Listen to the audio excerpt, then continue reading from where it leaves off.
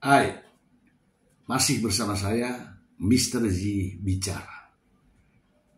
Tentu saja bicara tentang kebenaran berdasarkan fakta, data, dan realita. Ya, untuk teman-teman semua, jika Anda senang dengan video saya, silakan tekan like dan jangan lupa komen ya. Kemudian di subscribe. Oke teman-teman ya, saya kali ini akan membacakan berita ya. Tapi beritanya sudah mulai berubah ya teman-teman ya. Mulai tidak seperti sebelumnya ya. Banyak yang menekan ya Paula Verhoeven ya. Kali ini sudah berubah. Kita akan bacakan berita-berita ini, kemudian kita akan ulas ya, tentu saja bersama teman-teman semua. Benar atau tidak, kita mencari kebenarannya. Yang pertama dari Tribun News ya.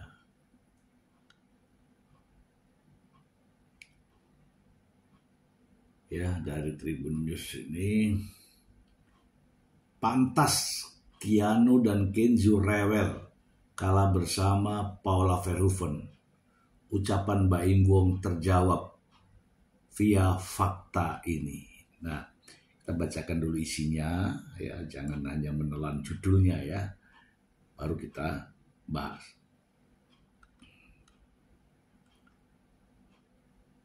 Sampai saat ini, artis Baim Wong dan Paula Verhoeven masih menjalani proses perceraian. Satu yang jadi sorotan dalam proses cerai Baim Wong dan Paula Verhoeven adalah hak asuh. Bukan lagi keperselingkuhan ya.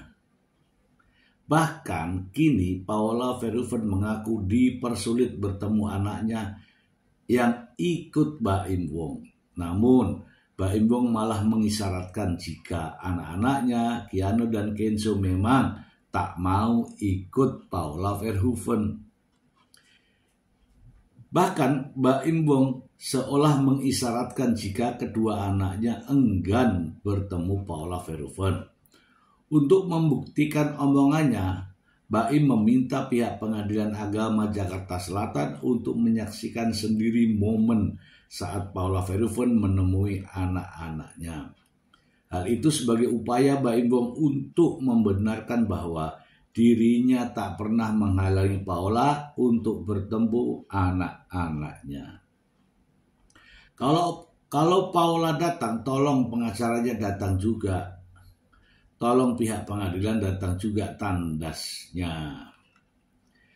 Dia meminta mereka melihat bagaimana reaksi anak-anaknya nanti. Lihat apa yang terjadi. Saya nggak ngarang-ngarang. Kalau anak ini mau ya Allah, tukasnya lagi. Dirinya mengaku senang apabila Paula bisa berkumpul dengan kedua buah hatinya. Nggak mungkinlah kita menghalangi. Malah senang banget kalau anaknya mau ya. Nggak mungkin menghalangi. Malah senang banget, kata Baim Wong. Sembari menggelengkan kepala, Baim menyatakan apa yang diberitakan di media semuanya salah. Ia sendiri mempersilahkan Paula untuk mengambil anak-anaknya jika memang dia mau. Pembicaraan di media luar yang saya bilang 360 derajat semuanya tidak benar ya, kata Baim pada kesempatan tersebut. Dia membolehkan Paula untuk berkunjung kapanpun ia bisa. Kapanpun ya Allah, kapanpun mau ambil, mau tidur bareng, mau ketemu, kapanpun boleh lanjutnya. Baim sendiri meminta Paula untuk menanyakan pada anak-anaknya apakah mereka dilarang bertemu sang ibu. Boleh tanya anaknya, harus tanya itu. Saya nggak pernah melarang, tegasnya sekali lagi. Nah, ucapan Baim itu dijawab Paula lewat fakta penelitian dalam satu artikel. Paula lantas mempostingnya di Instastory-nya baru-baru ini. Dalam postingan itu ada gambar interaksi anak dan ibunya. Dia mengutip satu artikel, tahu nggak sih anak 800% lebih rewel, gampang tantrum, hingga berperilaku menantang saat bersama ibu. Lantas Paula membubuhkan tulisan yang seolah menjawab ucapan Mbak Imbong yang mengklaim anak-anaknya tak mau bersamanya. Bukan nggak nyaman ya, justru saking nyamannya sama ibunya, tulisnya. Sementara mengutip tulisan Kompas.com, hal itu juga dibahas. Berperilaku negatif dan sikap merengek, manja dan rewel menjadi cara anak untuk berkomunikasi, mencari kenyamanan dan perhatian kepada ibu. Tadinya mandiri, bisa mengerjakan semuanya sendiri tanpa bantuan, tapi berubah tiba-tiba manja ketika ada ibunya. Wajar ya. Hal ini melambangkan bahwa anak membutuhkan sosok ibu. Ketika bersama orang lain, anak cenderung lebih mudah untuk diatur dan tidak banyak berulah. Namun berbeda saat bersama ibunya, anak akan menjadi lebih rewel ketimbang biasanya. Anak menjadi lebih menjengkelkan ketika ibu datang. Anak-anak bakal 800% lebih menjengkelkan dan rewel ketika bersama ibunya ketimbang saat mereka bersama orang lain. Anak kerap lebih patuh dan nurut pada orang lain ketimbang ibunya sendiri. Meskipun dengan metode pendisiplinan yang sama, 100% anak-anak lebih responsif terhadap instruksi yang diberikan oleh orang lain selain ibu. Selain orang lain, mereka lebih rewel, lebih suara normal.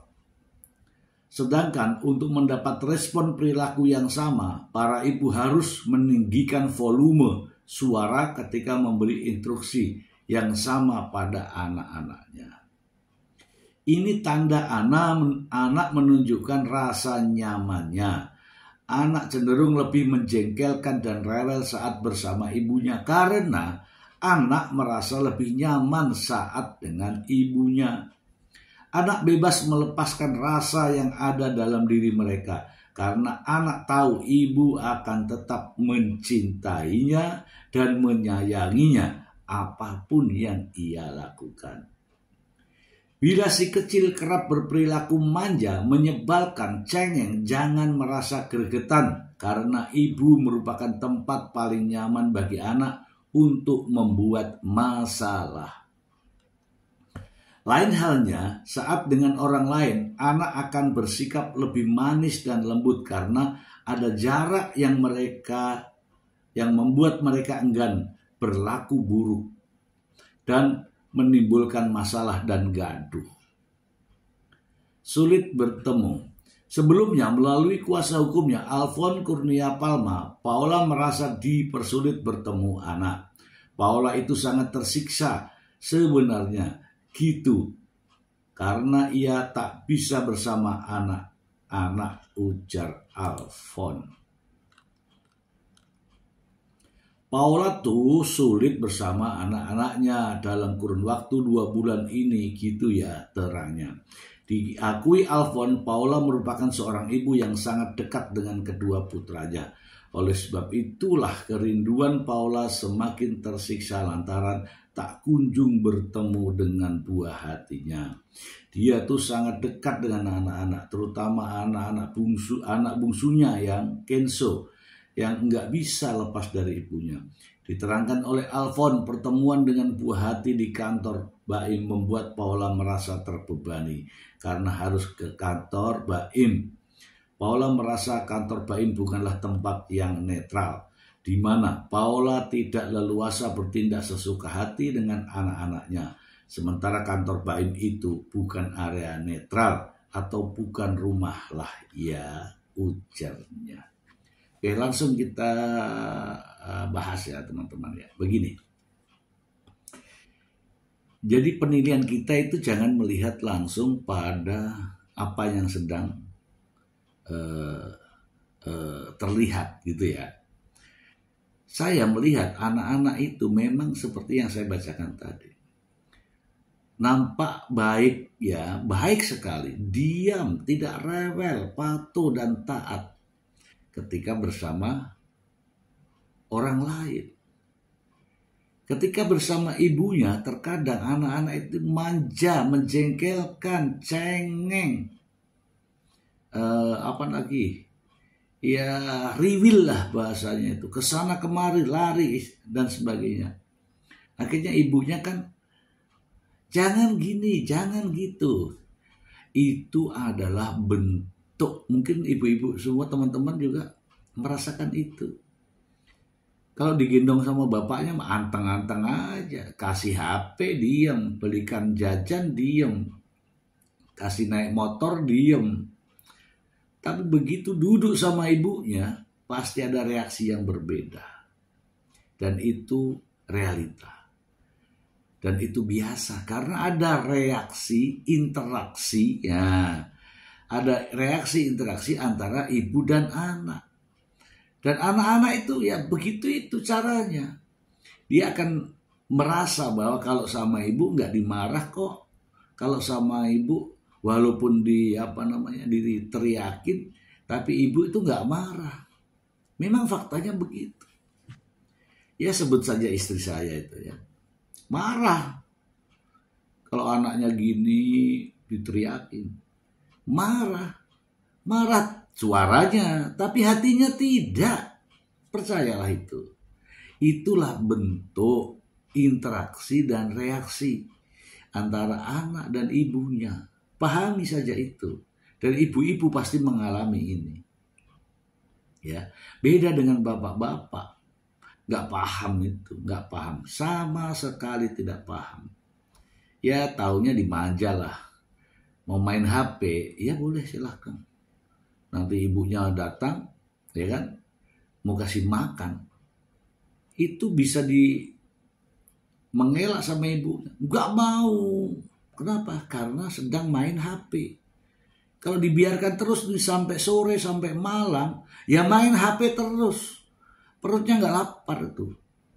Itu masalahnya. Jadi perhatian ibu lebih tinggi. Gitu ya teman-teman ya. Jadi benar nih. Ya benar ini ya. Bukan berarti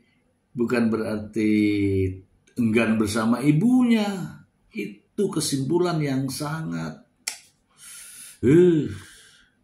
tidak tepat lah. Bukan begitu cara mengambil kesimpulan. Jadi itulah bentuk reaksi dan interaksi antara ibu dan anak. Jangan disamakan dengan bapak, ya. Bedanya nih ya, saya contoh aja saya nih, suruh anak-anak belikan rokok, ya, ini belikan rokok. Kembalinya itu, ya uang kembalinya itu bisa jadi jajan semua. Kenapa? Bodoh amat, yang penting saya mau jajan. Tapi kalau disuruh ibunya belikan minyak goreng, ya minyak goreng yang dibeli. Itu contoh ya, itu contoh. Kenapa? Ada rasa gimana ya? Itulah cara-cara anak berinteraksi dan komunikasi dengan ibunya. Udah nggak usah dibahas. Anak itu punya cara tersendiri. Bagaimana mau dibilang enggan, buktinya nggak enggan.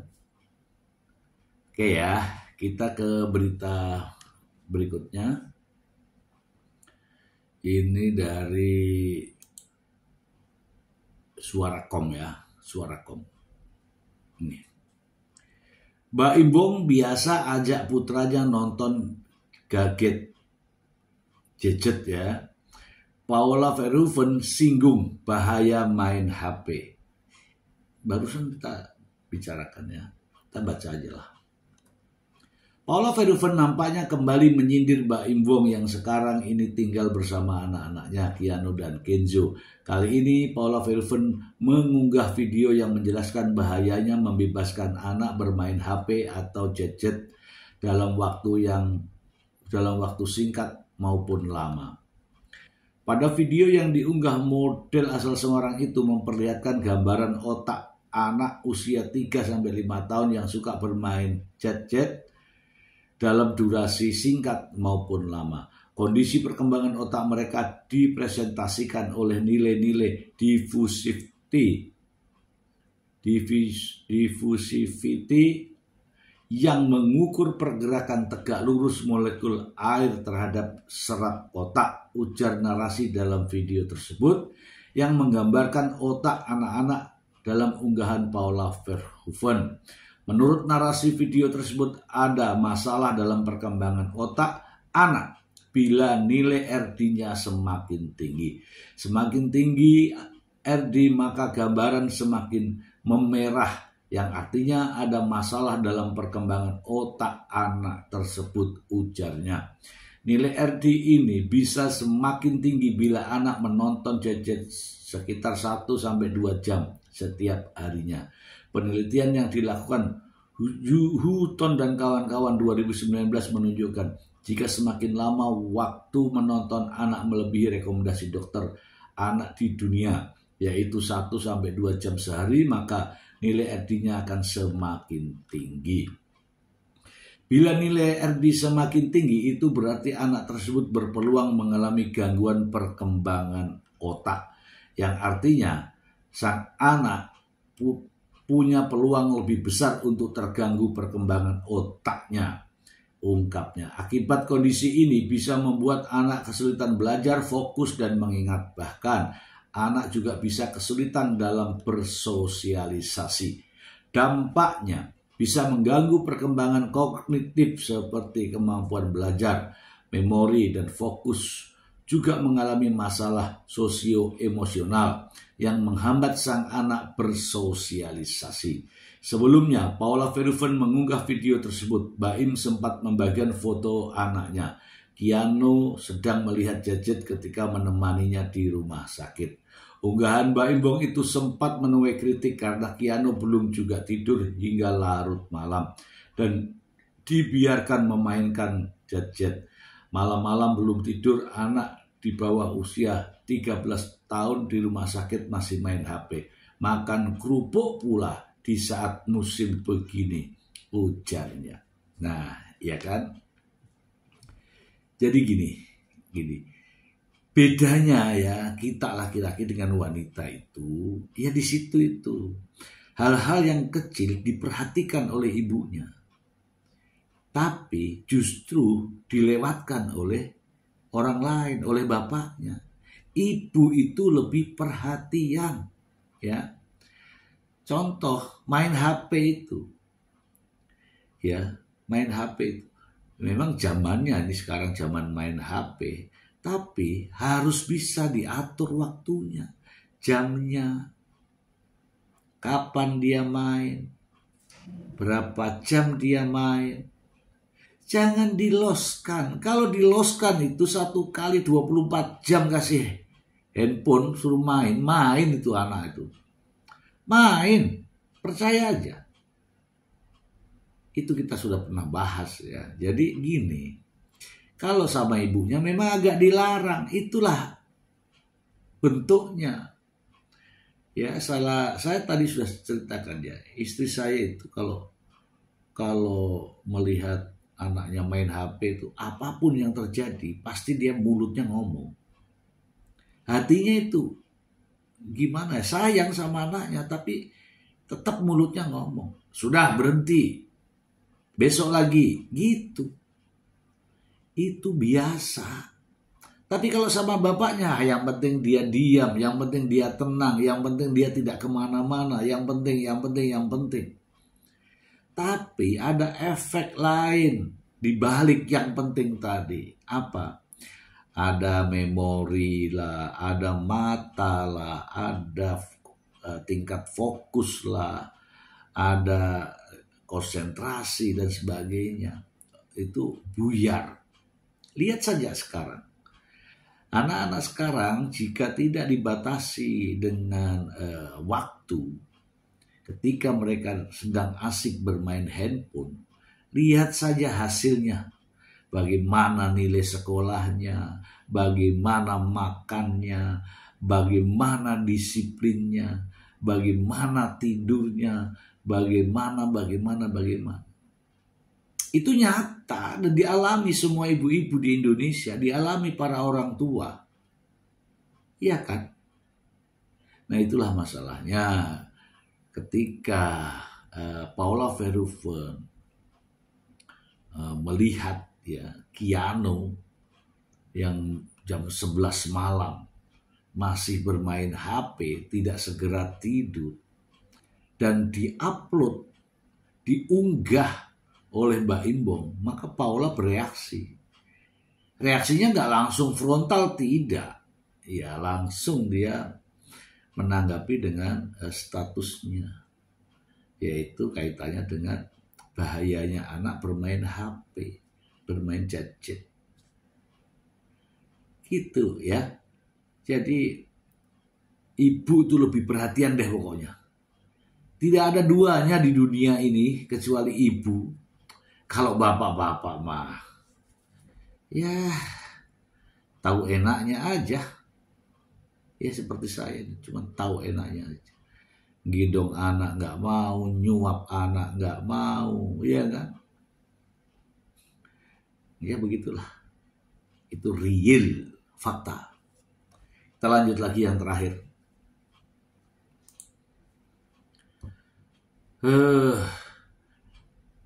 Mengenai hak asuh anak, ya ini masih ramai menjadi perbincangan ya. Harian Bogor Raya, Mbak Imbong klarifikasi isu hak asuh. Anak-anak tak ingin bertemu dengan Paula Verhoeven. Duh, kok bisa ini ada lagi. Oke, Harian Bogor Raya.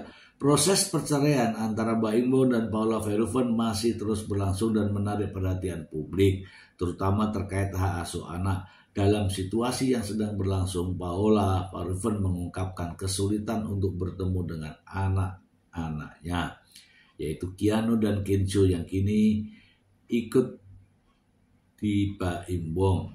Namun, Mbak Imbong membeberkan klarifikasi mengenai hal ini dengan mengisyaratkan bahwa anak-anaknya justru yang tidak mau dan tidak ingin bertemu dengan Paula Verhoeven.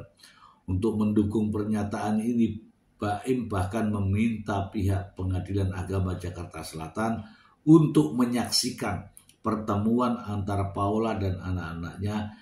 Ia ingin membuktikan bahwa dirinya tidak menghalangi pertemuan tersebut.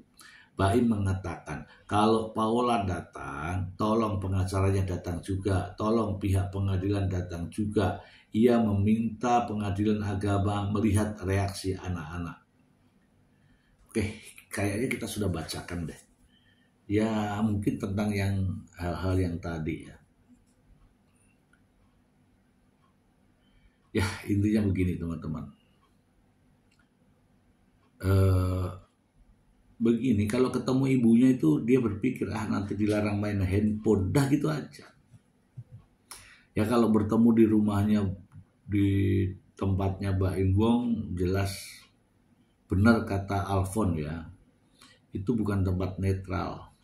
Bahkan saya katakan nih, bahkan wartawan pun nongkrong di situ, di tempat Mbak Imbong itu. Wartawan, kemudian karyawannya Mbak Imbong itu semuanya ber-HP, semuanya ada kameranya. Bahkan salah-salah dikit direkam. Bahkan ruangan-ruangan itu ada CCTV. Bahkan salah dikit terekam CCTV. Itulah yang tidak diinginkan oleh Paula Verhoeven. Jadi saya sih berharap ya, ketika waktu-waktu tertentu ya contohnya kayak gini nih, sedang liburan nih kan, sekarang liburan nih, anaknya diserahkan aja ke Paula, udah aman itu, diserahkan ke Paula, itu menunjukkan bahwa apa yang diucapkan oleh Mbak Imbong itu benar. Yang mempersilahkan Paula untuk bertemu dengan anaknya. Dengan cara bagaimana? Antarkan anak itu di mana Paula tidur, di mana Paula tinggal. Anaknya saja yang ikut tidur di situ. Bapaknya nggak usah tidur di situ, nggak apa-apa. Karena kan sudah nggak mau kan. Jadi anak-anaknya aja dikasih, ditaruh, biarkan dia tidur di situ. Serahkan ke ibunya. Biarkan mereka berinteraksi dengan caranya. Yaitu cara anak-anak dengan ibunya. Karena ibunya yang menyusui. Sampai bisa sebesar ini. Ya kan? Saya nggak kalau nggak salah itu mungkin usia 2 tahun ya, atau 1,5 tahun lah. Baru bisa lepas susu ibunya. Lah, kalau hanya disuruh ditungguin saja ini nggak akan mungkin ya. Karena Paula juga kan udah menilai ya kan, ketika di tempatnya Mbak Imbong tidak bebas gitu. Gitu ya. Jadi ini masalah sudah mulai agak ini ya. Dari perselingkuhan ada berita hot sesuatu, kemudian peristiwa yang luar biasa, saksi, gembok dan sebagainya sudah mulai hilang. Sekarang kita poinnya adalah hak asuh anak. Nah, walaupun diceritakan hal semacam ini, meminta hakim untuk melihat, meminta pengacaranya untuk melihat ketika Paula Verhoeven, tidak begitu. Hakim dalam mengambil keputusan tidak begitu. Hakim akan melihat hukum di kompilasi hukum Islam. Apa isinya di situ? Ya, anak-anak yang masih berusia ya di bawah 12 tahun atau belum mumajid ya kan, akan jatuh kepada ibunya. Itu aja.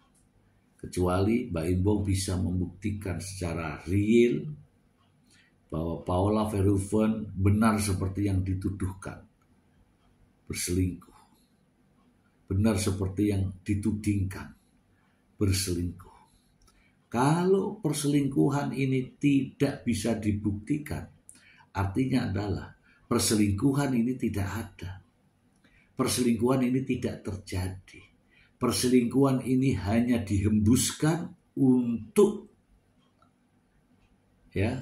menahan, untuk menolak, untuk menangkal hak asuh anak yang sudah diketahui akan jatuh kepada ibunya. Itulah upaya-upaya ya, menurut saya upaya-upaya yang tidak normal. Ketika anak-anak masih di bawah umur ya, di bawah 12 tahun. Kemudian dituntut dengan hak asuh anak, disertai dengan tudingan adanya perselingkuhan, yang mana jauh sebelumnya itu tidak terhembus sama sekali. Tetapi ketika melakukan gugatan cerai dan bertemu oleh para ahli-ahlinya, akhirnya muncul skenario seperti ini. Muncul tudingan adanya perselingkuhan. Paula juga kaget, pengacara Paula yang lama pun kaget, kok jadi gini gitu. Dan ramai di berbagai media. Itulah masalahnya. Sampai perselingkuhan ini tidak bisa dibuktikan, walaupun dengan bukti begitu banyak. 79 bukti, 10 saksi, 3 ahli. Kalau perselingkuhannya ini tidak bisa dibuktikan, maka hak asuh anak akan jatuh kepada ibunya. Hak asuh anak ini akan jatuh kepada Paula Verhoeven. Dan saya yakin Mbak Imbong keluar uang tidak sedikit terkait dengan persoalan ini. Ini ya jujur saja ini persoalan biayanya tinggi. Ya, biaya pendamping, biaya yang merekomendasi, biaya yang mencarikan, biaya yang mendekatkan, ya biaya perjuangan, biaya sidang setiap minggu, ya pokoknya setiap biaya sidang ya. Karena sidangnya ini makin lama gitu loh. Ya, tetapi apapun upayanya, kalau perselingkuhan ini tidak bisa dibuktikan, maka hak asuh anak akan jatuh kepada ibunya. Setuju? Kalau Anda setuju, silakan like, komen, dan subscribe. Terima kasih.